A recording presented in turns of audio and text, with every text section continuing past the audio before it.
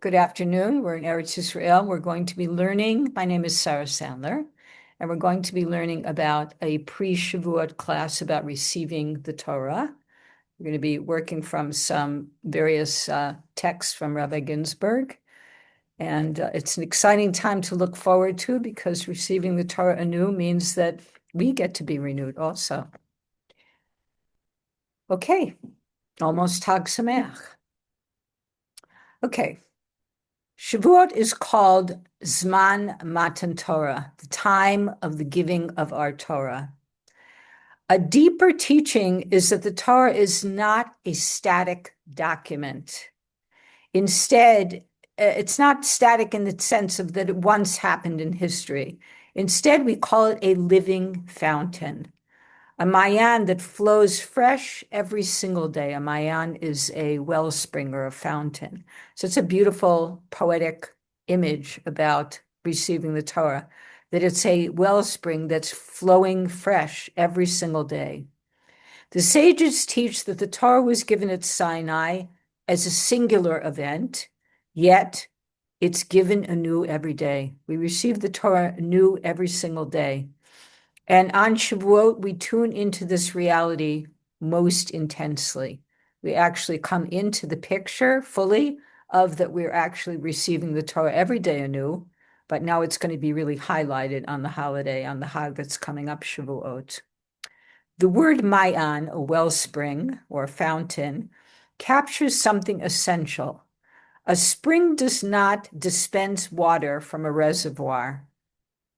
You have a reservoir, a pool of water, and then there's a pipeline or a spring coming out of it. Instead, it actually gushes living water from an underground source that is constantly renewing itself. We have to have a good picture of that this living water that's coming up, that's a wellspring, is from the deepest part of Hashem's creation, and it's actually wellspringing like a geyser. It's coming up, it's gushing upward into revelation. This is what's called living water from the underground source, and it's constantly renewing itself. So too, the Torah flows from its divine source without interruption, and each moment offers a fresh encounter. We like that. You could have a new encounter with the Torah and with God in the world every single moment while the Torah is being renewed. And it's fresh, it's new, and it's refreshing, just like a spring. What makes this possible is a paradox. The paradox is about receiving. The Baal Shem Tov taught that the first stage of receiving Torah is submission. The feeling that the Torah is a pure gift from God, not something that we own, not something that we actually can even grasp fully and understand, but it's totally a gift from God. And this humility, this submission and humility that we're receiving a gift creates a space, an emptiness. It becomes a vessel for the living waters. This is very important. In order to receive anything from God, we have to actually create vessels. We have to actually create space. This is the concept of nullifying our mitzios, that we're front and center, and putting God in the center of everything. And we know that the Torah from God is God's wisdom. It's actually the essence of God being given over to us. We'll talk more about that in the continuation. So it's our humility, it's our ability to be good vessels who are receptive, who are open, and to be able to receive the ever-changing living waters of God that we call the Torah, Torah Emet. So it creates this emptiness, a space that enables us to receive the living waters of Torah. As the Talmud says, the words of Torah endure only in one who makes themselves humble like a desert, a low place where the water naturally flows. It's good, also a good idea to keep in mind. It's all about humility and being receptive, being able to receive. And it's interesting, if we want to tie together Pesach, the matzah of Pesach, with Shavuot, so receiving the Torah, they both share a theme of humility, of receptivity, of being able to put ourselves outside of the center, of being focused on the me, and really focusing on the great makif, the overall surrounding picture of Hashem's creation, and that Hashem created the world and all of us to be able to manifest godliness in the world and to be able to manifest the truth of the Torah. So to do that, we need to empty ourselves. We needed to do that on Pesach, and 49 days later, which will be soon, but not yet, next week, we, on the 50th day rather, we need to also be able to become receptacles, to be able to receive this newness and light and eternal wellspring of God's eternity in the world, these living waters. On Shavuot, we stand again at Sinai, but Sinai is not a place, it's not a location in the past, it's a point. What is this point? Again, he wants to come back to the same thing, but say it differently. It's a point of bitul, of self-nullification. And it's the willingness to say, Naseh v'nishma. That's what we all said when we stood at Har Sinai. We will do and we will understand. We took upon ourselves to do the action, to keep the mitzvos, to take the Torah into our hearts and into our daily living and do it, manifest what it was going to teach us. And then we accepted the idea of that we're going to, what do I want to say? That we're going to understand it afterwards. So the action, the commitment comes with the Torah before we actually have full understanding. And this is also like very important to be able to do this, to have this point of self-nullification, of bitul, so that we can accept what Hashem wants to give to us and renew. And this is a renewal. This is new Torah that's going to come in on Shavuot. It's not just that we're going to celebrate the fact that we have a Torah and we're going to recycle through it for the year. All the living waters that are going to happen are going to be renewed and new. It's a newness. So we stand there in order to receive it in a place of, again, receptivity, of bitul, self-nullification, that we will do and we will understand. That order, the action before the understanding, is the secret to receiving the Torah as a living wellspring. In other words, we have to do it in that order. We have to actually accept and be willing to just take on the yoke of living a life with God and our divine mission and what the Torah is going to teach us. And through living the Torah, we will come to understand it more and more and more deeply. When we act first, we open the channel that the living waters can fill with understanding afterwards. So if you happen to be a traveling person and you're walking through the desert and you come upon a spring, the spring is there, right? It's happening. You have to open your water pouch or your water keli that you're traveling with and fill it first you have to do that action. You have to fill ourselves with Torah in order to really be able to do it. The new Torah that will be revealed in the days of Mashiach is not a different Torah. It's the same Torah we have now, but it's from a different level of depth. The fountain itself is what is the most important, rather than the vessels that are holding it. The actual wellspring of the Torah and its depth becomes on Shavuos and Matan Torah. It's going to come out and it's going to be revealed to us, Baruch Hashem, and that becomes the actual focus, that this new Torah in the days of Mashiach. It's coming from the innermost depth of Hashem, and we're going to receive it anew as if we had never heard it before and accept it again. Naseh v'nishma.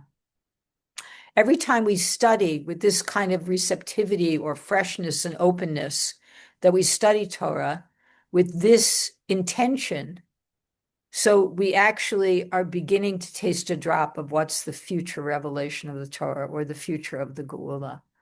So it's a good thing to keep in mind when you're learning Torah, to really be open to, as if, even though you learned that parsha last year and the year before and the year before and the year before, that right now you're learning it, and there's always something new that we can see, a new facet, a new face, and really be open to be able to try and receive that from Hashem so that we can sense it.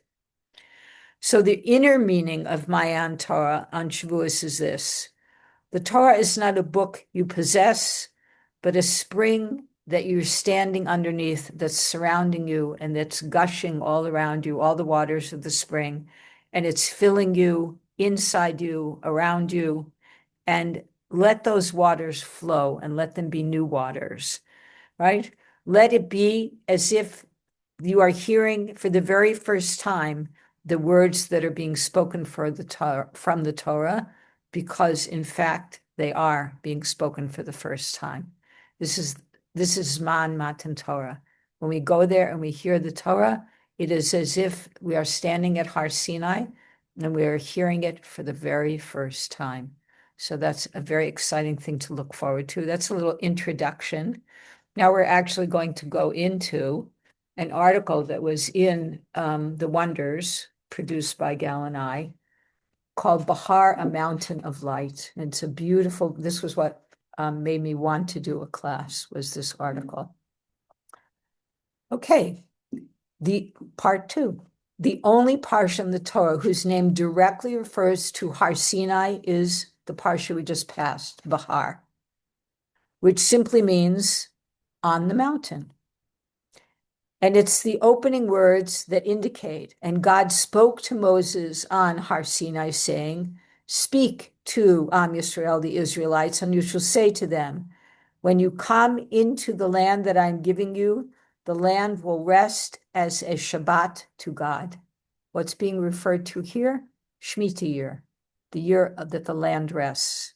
To understand the connection between Har Sinai and receiving the Torah, and the mitzvah to give the land its rest, a Shabbat to God, we must begin by considering the deep connection between the name of the parsha, Bahar, which is Beis, Hey, Resh, and light, Aleph, Vav, Resh. So we have Bahar, Beis, Hey, Resh, and light, Aleph, Vav, Resh. The numerical value of both words is the same, 207. Our parsha Bahar, the mountain, and light or are both 207 in their gematria. Then we, even more deeply, in Hebrew, there happened to be, because we want to look at light, since now what the Rav is telling us, Rabbi Ginsburg is telling us, is that there is a deep relationship between the concept of receiving the Torah on the mountain. What is the mountain Bahar? And what is its relationship to light? They have the same gematria. And we're going to begin by looking at the fact that there are 13 words in the Torah which stand for light. There are 13 different synonyms that stand for light. They're too small for me to read, but you can look at the wonders in Shabbat that we just passed, and look at the last article, which is called Bahar, a Mountain of Light, and you will see that footnote underneath where it lists the 13 synonyms for light. Okay. So we have, of the 13 synonyms, one of which is actually Bahar, the word Bahar, except it's pronounced Bahor, like the 13 measures of compassion. So now he's making a connection between the 13 synonyms for light and the 13 measures of Rachamim. So the 13 synonyms of light represent channels of divine compassion. That's what the 13 levels of Rachamim are. So there's a direct correlation between the 13 levels of compassion and the 13 synonyms or words that mean light. The 13 synonyms of light represent channels of divine compassion and love emanating from God above and flowing down to the physical world and mankind below. What is this love? The ahava of Hashem in creation, that Hashem is giving us the Torah, is giving himself to us in the Torah. And of course, he is creating everything at every moment. So this love also is 13. So we have a repetition of 13 a few times. So first, we're comparing the mountain and light. Then there happen to be 13 measures of light, but there also are 13 measures of compassion. And the word love, meaning that how Hashem created the world with divine compassion and love, the word love is ahava, is also 13. And 13 is also echad, one God. 5 of the synonyms out of the 13 of light, 5 of the words that stand for light, are also the syllable har, a hey and a resh. 5 of them are spelled with that ending on. They're all 3-syllable otiot, Hebrew words, but they end in har, like bahar, zohar, nahar, zahar. Those are a few of them that I'm reading from the bottom in the note. Okay. The same as our Parsha's name, Bahar, which means on the mountain, the mountain. The association of light to the image of a mountain is, of course, connected with receiving the Torah on Har Sinai, the ultimate revelation of God's light and God's will to humanity. And we want to draw a picture here, and it's good if you can actually imagine in your imagination that you would be one of those thousands of Yidden in biblical dress standing at Har Sinai in this big, huge mountain, smoking and on fire, and all the other images that were given with when we received the Torah, and realize that this is the emanation of God's divine light coming out into the world in the Torah on the mountain, and that we're standing there, we're receiving it. Okay, now he's going to talk about another aspect about Bahar, the mountain.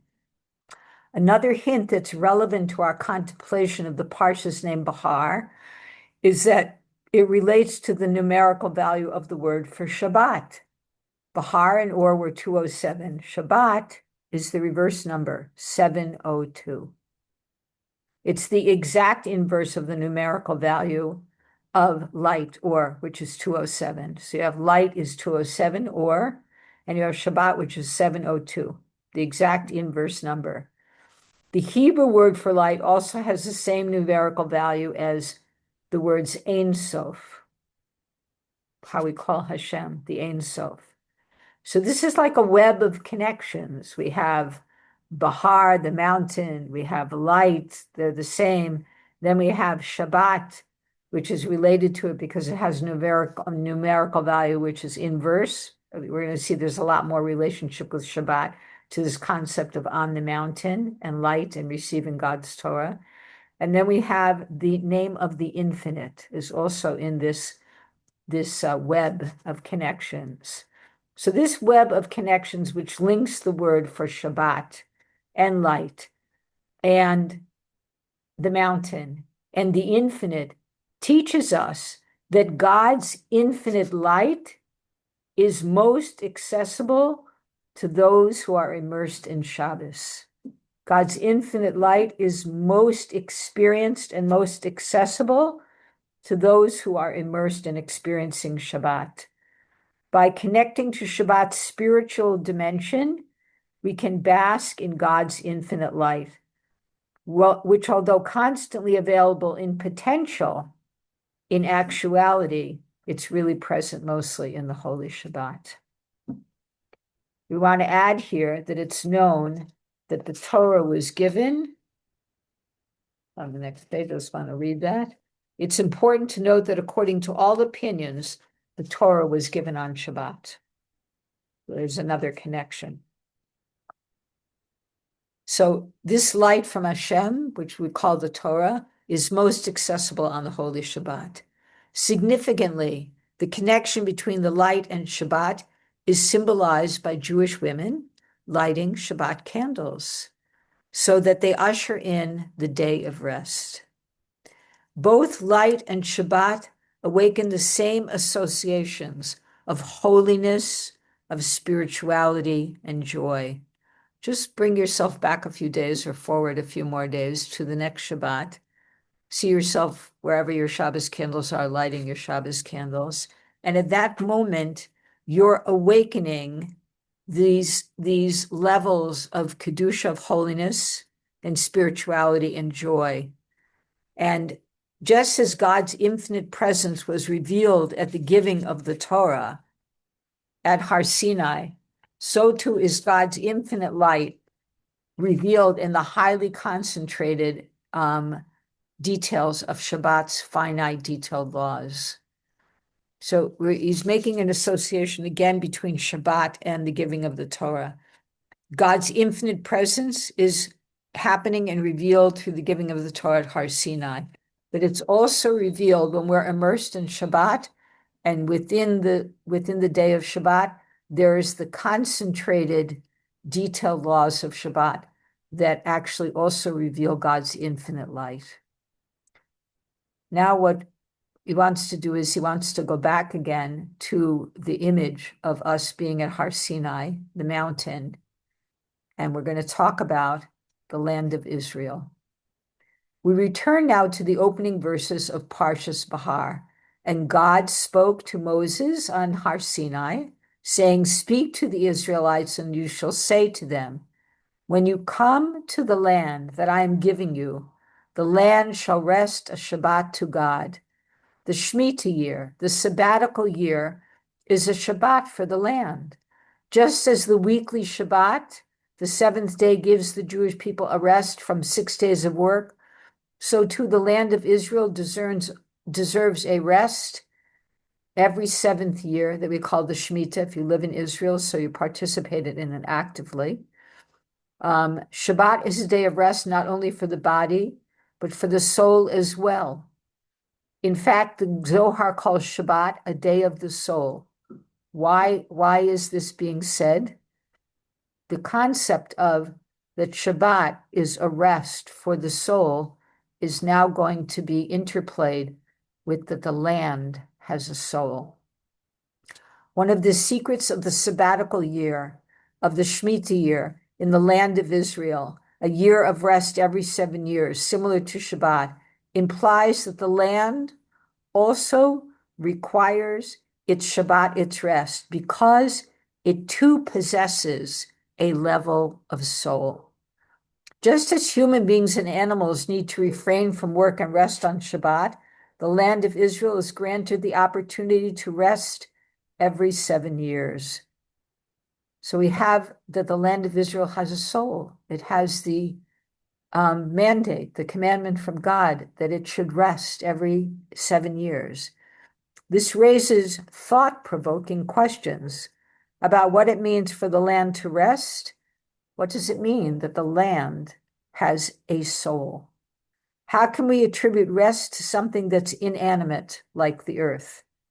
This suggests that the concept of rest applies not only to living beings, but to those elements in creation, even to the lowest element in creation, which is called the world of domain, the world of minerals, which would include water and earth. Furthermore, the Shemitah year, the sabbatical year, highlights the special bond between the Jewish people and the land of Israel. The people of Israel are referred to as Adam, the first man. And as in the statement, "And you, Israel, are called Adam." This is a quote from the Sanhedrin, Daf Sanhedrin. But the root word for soil or earth is Adamah, the feminine word for Adam. That actually our earth we call Adamah. The land of Israel, the earth, the actual earth is called Adamah, which is related to Adam, but it's the feminine word. And this alludes to a deep relationship of love between the people of Israel, the groom, and the land, the bride. And we know that Matan Torah is a wedding. It's a wedding between HaKadosh Baruch Hu and Am Yisrael. Now we have another level of wedding, that there's this relationship of a wedding of love between the people of Israel, who are called the groom, and the land, interestingly, is called the bride. the one that receives. The idea of the physical earth having a soul invites us to develop a deep appreciation for the living essence within the land. I want to read that again. You should all come and visit the land of Israel. I invite you to come to my house in particular, but you could go any place in Israel. I'm inviting you actively. The idea of the physical earth having a soul invites us to develop a deep appreciation for the living essence, the soul within the land, beyond its vegetation, its trees, its mountains, its fields. It encourages us to recognize the profound affinity between ourselves and the earth, acknowledging that the land too possesses a certain level of life force or soul.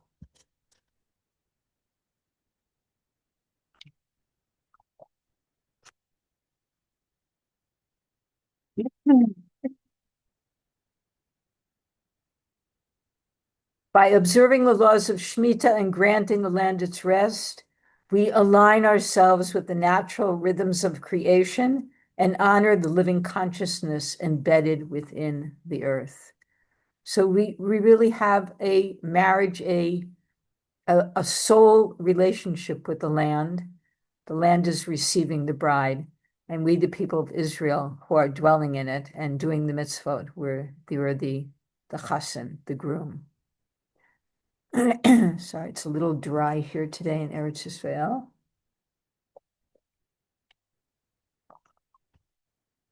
The implications of the land possessing the life force alerts us to the fact that nothing can exist without a constant flow of divine energy emanating it. Now we want to tune into, how does this soul connection manifest? What's going on here? The land has divine life force. The land that possesses this divine life force makes us aware of the fact that nothing can exist without a constant flow of God animating it every moment. If God were to interrupt or withdraw this flow of energy, everything from the tiniest atom to the vastness of galaxies would simply cease to exist. This understanding is encapsulated in our morning prayers when we acknowledge the Holy One, blessed be He, as the sole creator of all things in the heavens, the earth, the waters, and the giver of life to all. Ultimately, all things have life in the sense that they possess the necessary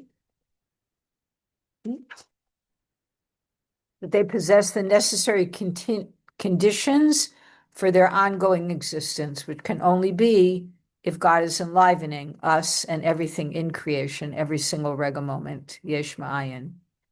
Even in seemingly inanimate objects like stones, mountains, minerals, water, there's a dynamic movement of molecular energy, a hidden vitality that science is only beginning to touch upon. This notion of life extends beyond the traditional boundaries and encompasses a level present in all aspects of creation. It enables us to recognize not just that we are living, and not just that trees and fruit trees and plants are living, and not just that animals are living, but in fact, every aspect of creation, even the silent stone that we pass by on the path, is a living aspect of godliness in creation. It changes the definition of life, of enlivenment from God. This is especially seen in the following words, which we also recite in the morning prayers. It is you alone, God. You have made the heavens, the most exalted heavens, and all their hosts. You have made the earth and everything upon it, and the seas and everything in them, and you give them all life. When taken one step further, we see that physicality hides the inner essence of spirituality. We understand this from ourselves also, Am Yisrael, that physicality hides the inner essence of spirituality. According to science, matter is pure energy, and ultimately energy is the light of divinity, infusing every point in space and time. What is energy? Divine energy. What enlivens everything? God. It's all God's energy, and it's only God enlivening everything in every single tangible and minutiae space of point in time, in every aspect of creation, whether it's from human beings to the animal kingdom, to the plant world, to the world of inanimate, the mineral world. God is enlivening everything and giving it divine energy. This realization is tangibly felt when we again revisit the holiday that we call Matan Torah, the giving of the Torah on Har Sinai. The Torah describes Har Sinai as being on fire and full of smoke. And we're going back to the visualization of standing at Har Sinai, that the mountain was smoking and on fire. The Hebrew word for smoking is ashan, which is ayin, shin, nun, sofit. Has 3 Hebrew letters, and they're an acronym for the various dimensions of reality described by Sefer Yetzirah. They're called world olam, time, shana, soul, nefesh. So let's just go through that again. We have the smoking mountain is ayin, shin, nun, sofit. The letter ayin represents the Hebrew word for world or space, which is olam. And the letter shin in ashan represents the Hebrew word for time or year, shana. And the letter nun represents the Hebrew word for soul or consciousness, the nefesh. So in the smoking mountain, we have a very foundational concept that we live with all the time, which is olam shana nefesh, that everything in creation has an aspect of world, time, and soul. This is something that Rabbi Ginsburg speaks about very, very often in all of his writings. And if you happen to have the book, the Aleph Beit book, or the Hebrew letters book, in the beginning, it gives a wonderful introduction to this very concept of world, time, and space, and soul. Sorry, world, time, and soul. And also it's in, he quotes Sefer Yetzirah, that it's in Sefer Yetzirah. So again, we have the letter ayin represents the Hebrew word for olam. The letter shin represents the Hebrew word for shana, year, and the letter nun represents the Hebrew word for soul or consciousness, nefesh. And these are dimensions, according to Sefer Yetzirah, that are real, just like any other physical dimensions. Maybe they're even more real, we could say. The unity of space, time, and consciousness was tangibly experienced by the people at Har Sinai. As it says, and all the people saw the sounds of the thunder and the lightning and the sound of the shofar and the mountain smoking. So when we stood at Har Sinai, and we know that Chassidus and Torah teaches us that every time we come to a moed at a fixed time, like a yantif, like Shavuot or Pesach or Sukkot, that we are cycling through a spiral of time, and that moed has the same ingredients. We relive it again. It's not history. It's completely alive, that we immerse in it again. And again, we're going to feel and experience being at that smoking mountain, receiving the Torah anew, where we have these aspects of the thunder and the lightning and the smoking mountain and the shofar, and we experience actually the full array of the consciousness of what it was like to be at Har Sinai. As Rashi comments, that all the people were able to see that which was normally heard, something that ordinarily does not happen, that we were able to see something that is normally heard. And that is very unusual. That doesn't happen in an ordinary day, only on Shavuos, Matan Torah.